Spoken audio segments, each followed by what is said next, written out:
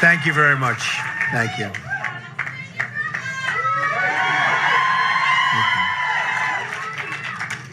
I would like to thank my incredible running mate, Governor Mike Pence. Thank you, and I love you too. We have a lot of very enthused and excited people in this campaign, so I really do thank all of you. I would like to thank my incredible running mate, Mike Pence, on the tremendous job he's done, and he's a fantastic leader and a leader on healthcare issues, and to have him involved is just my very great honor, believe me. I'd also like to thank Dr. Ben Carson. Not only a great man, and I don't say that about a lot of people, but one of the toughest competitors I've ever faced. People don't know how well he did during those primaries. And I just kept looking back, and I just kept seeing him. And boy, I'll tell you, but even more importantly, he is a brilliant physician. And I hope he will be very much involved with my administration in the coming years. Okay? Thank you. I'd also like to recognize the distinguished members of Congress in attendance who have all been at the forefront of healthcare and have been so helpful to me. Congresswomen Elmers, Loomis, Congressman Price Harris, Burgess, and Desjardins.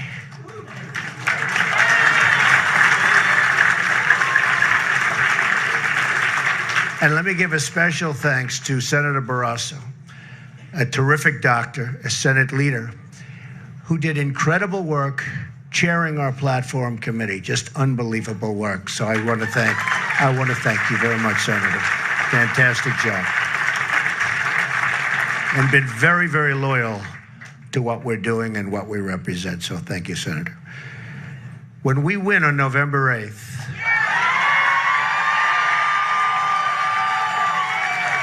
and elect a Republican Congress, we will be able to immediately repeal and replace Obamacare. Have to do it. I will ask Congress to convene a special session so we can repeal and replace. And it will be such an honor for me, for you, and for everybody in this country, because Obamacare has to be replaced. And we will do it, and we will do it very, very quickly. It is a catastrophe. The president said, if you like your plan, you can keep your plan. If you like your doctor, you can keep your doctor, which may go down as one of the great political lies of the century. Even the skeptical Democrats believed him and approved the legislation. There were Democrats that were very much against it, but they believed him and they approved it. No one ever read, or certainly very few people, the 2,700-page bill. To this day, nobody understands it. The Obama administration has just announced massive double-digit and triple-digit Obamacare premium hikes everywhere, all throughout the country. Here in Pennsylvania, premiums are going to increase more than 60%. And that's nothing compared to what will happen in the future. Of course, in the future, if I'm president, there won't be Obamacare, so you won't have to worry about it. That means parents won't have enough money to pay their bills or get medicine for their kids. In the great state of Arizona, a wonderful place I just left, premiums will go up even higher than 116%. Other states are going up more than 60, 70, 80, 90%. Deductibles can go to $12,000, $13,000, $14,000, even $15,000. In other words, your health care won't even be usable. You're paying all this money, you won't even get to use it. People all across the country are devastated. In many instances, their health care costs are more than their mortgage costs or their rent, which, by the way, is a first in American history. This is particularly unfair to millennials and younger Americans generally, who will be totally crushed by these massive healthcare costs before they even get started on their journey through life. 1/3 of the counties, think of this, 1/3 of the counties in Pennsylvania will have only a single insurance company left, if you have that. That includes Philadelphia, where I went to school. The Associated Press found that some of the 440,000 Pennsylvania consumers who buy insurance through healthcare.gov will face some of the highest premium increases in the nation. People of Philadelphia. Insurers are leaving, premiums are soaring, doctors are quitting, companies are fleeing, and deductibles go through the roof. Workers' hours are being cut, hiring is frozen, totally frozen, and wages are being slashed. Obamacare means higher prices, fewer choices, and lower quality. Yet Hillary Clinton wants to expand Obamacare and make it even more expensive. She wants to put the government totally in charge of healthcare in America. If we don't repeal and replace Obamacare, we will destroy American healthcare forever. It's one of the single most important reasons why we must win on November 8th. We must win.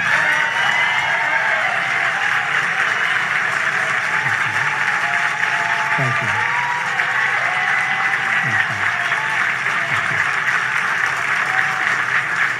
Thank you.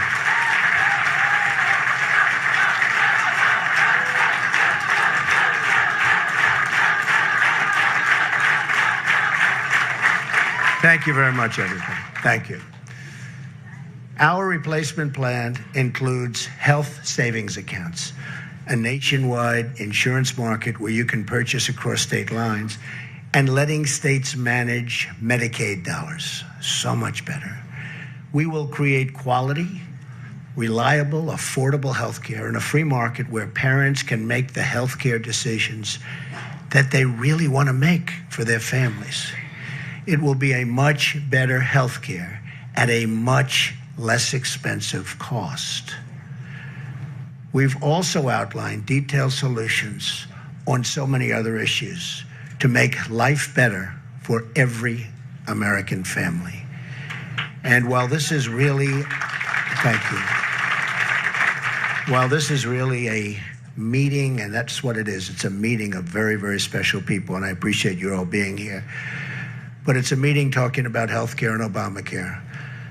Our plan for other things also include the bringing back of manufacturing jobs. We have to do it.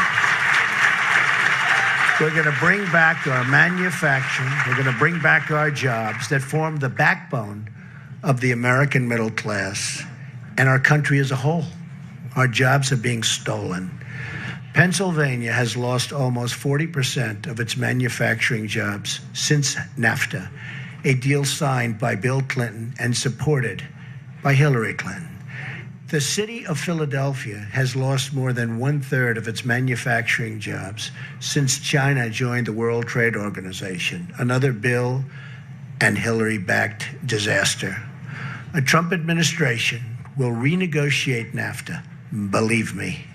And we have the greatest negotiators in the world. We will use our great negotiators.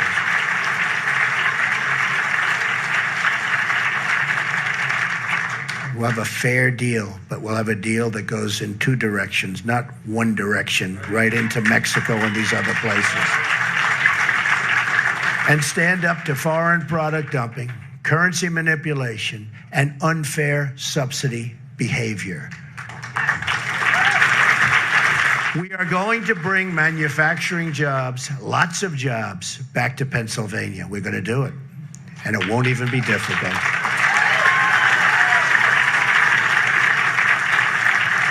We're going to open modern mines and take care of our great miners. Our miners have been mistreated horribly. We will be producing clean coal, oil, natural gas, and shale energy. We're also bringing back our steel workers who have been so badly hurt, whose jobs have been stolen by the dumping of steel all over this state and, frankly, all over this country by China and other countries. Nobody has been treated worse than these workers. But that will change on January 20th of next year, believe me. It will change. Thank you. We're also going to provide the children of the state with school choice, so important. That means parents can spend and take care of their children, but they can send their kids to public school, to private, to charter, to magnet, to religious, or to homeschool. It's going to be their right, and it's going to be something that's so, so good for your children and for the education of your children. We will also totally eliminate Common Core and bring education local. We're going to bring it local.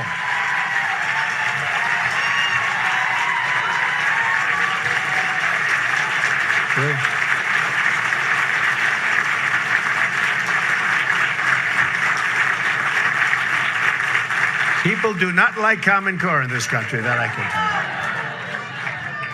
you. And our system is failing, so it's obviously not working. We're going to eliminate Common Core. We're going to bring it local.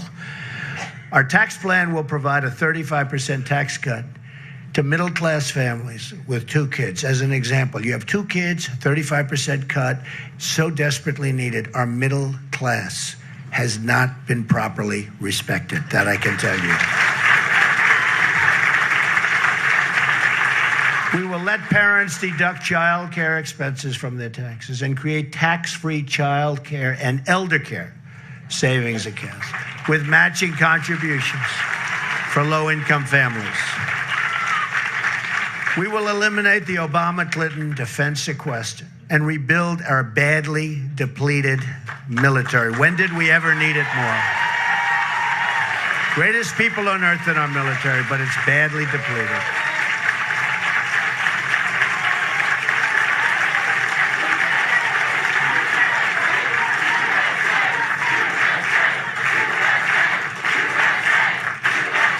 Thank you. People love this country, don't they? Isn't it beautiful, right? It's beautiful.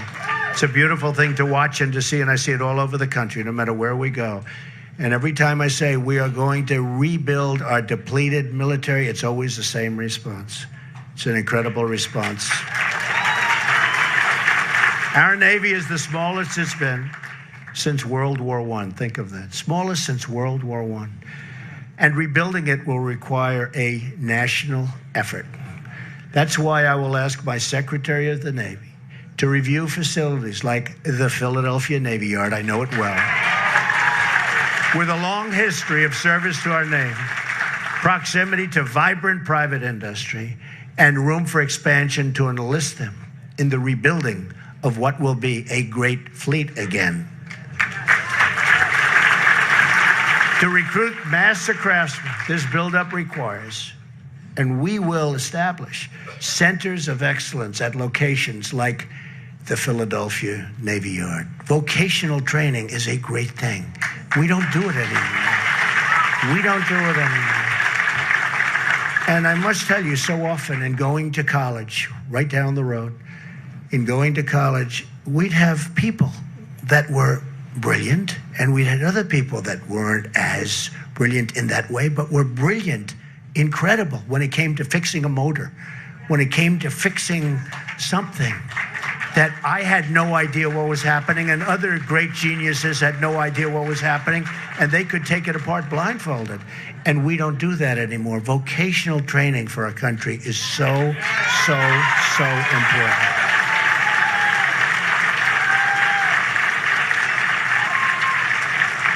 And just in closing that, and they loved it.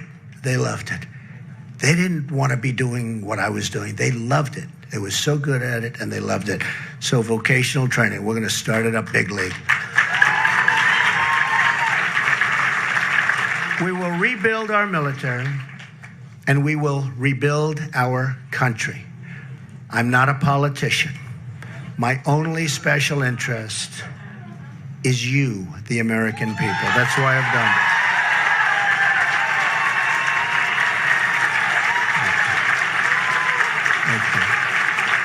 Thank you very much. Thank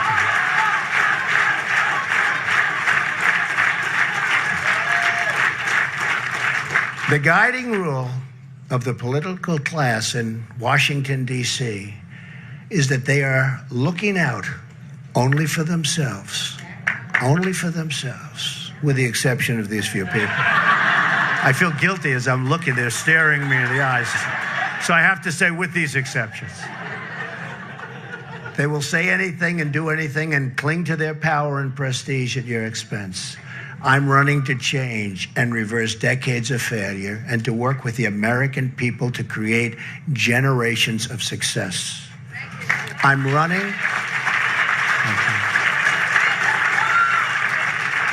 I'm running to restore honesty to our government and safety to our communities. We need safety. And by the way, our law enforcement officials, these are great, great people.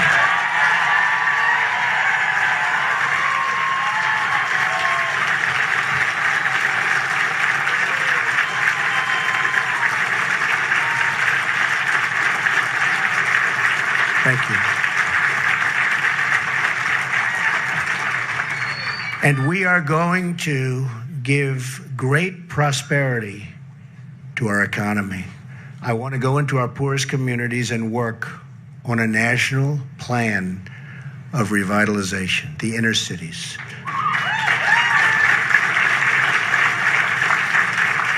And I've been working with so many African-American groups. These are such incredible people. We've been talking about it, working on it. We're going to bring jobs into the inner cities. We're going to bring safety. We're going to bring education, good schools into the inner city. The spirit of the people in the inner cities is beyond the spirit of anybody. And it's going to work. It's going to work. You watch. Americans are tired of being told to defer their dreams to another day. But politicians, for the most part, really mean another decade, because that's what they're talking about. Enough waiting. Time is now. But to accomplish our goals, we must cut our ties with the small, bitter, petty politics of the past. We must declare our independence from a failed establishment that has squandered $6 trillion on foreign wars in the Middle East that never end, that we never win, and that have made us far less safe. Think of it.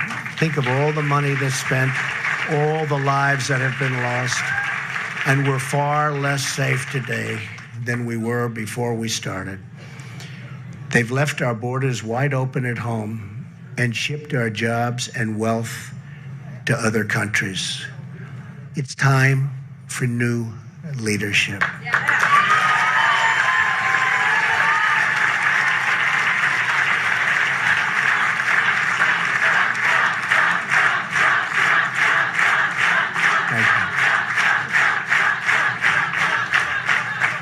I've led a great life, and I truly love our country. So now I want to give back to the country that's been so good to me. That's why I'm doing this. All I see everywhere I travel in this nation, and I've been everywhere, is untapped potential waiting to be realized. The people are amazing. The people are amazing. If we unlock the potential of this country and its incredible people, no dream is outside of our reach. If we stop believing in our failed politicians and start believing in ourselves, then anything is possible.